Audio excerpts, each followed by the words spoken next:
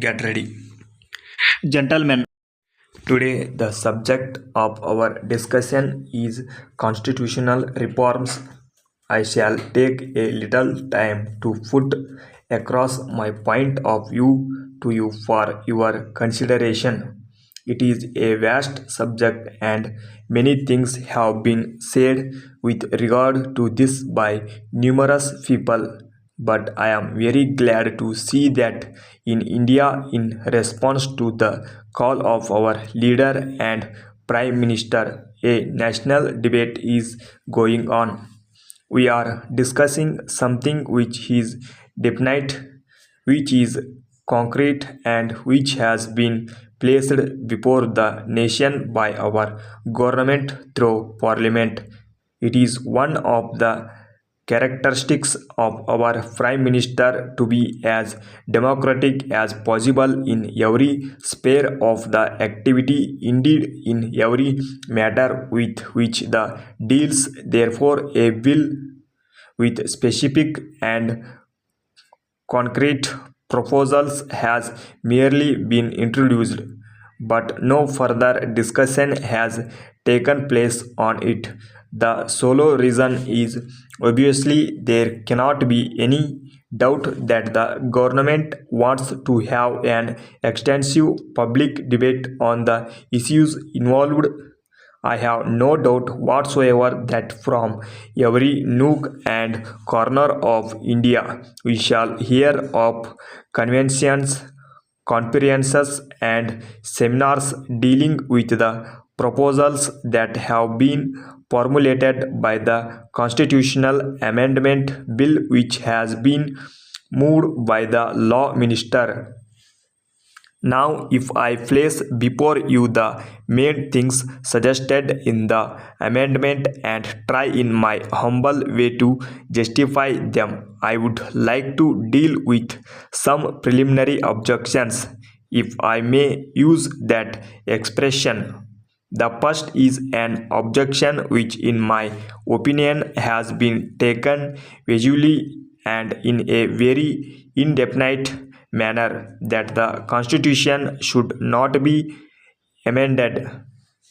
The second objection which has been taken is that the party which is in power today, namely the Indian National Congress, has not got the mandate to bring the amendments which it has brought today before Parliament.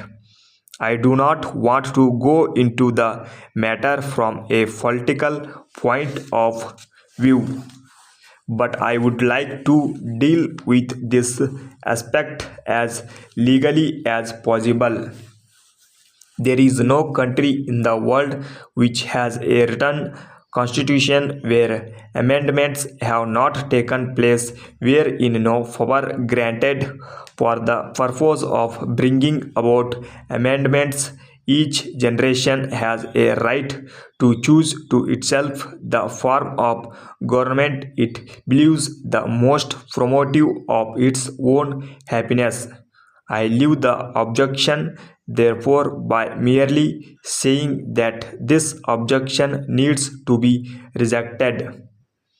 As regards the second objection, it is said that fundamental rights cannot be altered. I am sure everybody will agree that rights can be classified broadly into two groups, namely natural and civil.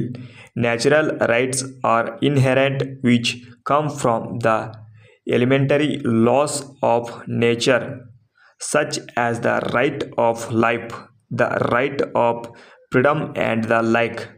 There are countries where there is no death penalty. In some other countries, certain crimes are still vested with sentences which require a man to lose his life. In many countries, there are laws authorizing preventive detention.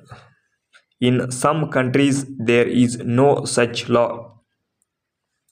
It changes from state to state, from nation to nation. Therefore, natural rights do change from time to time. Now a constitution cannot be in this state of thing. It is too sacred a document. There cannot be any uncertainty with regard to it.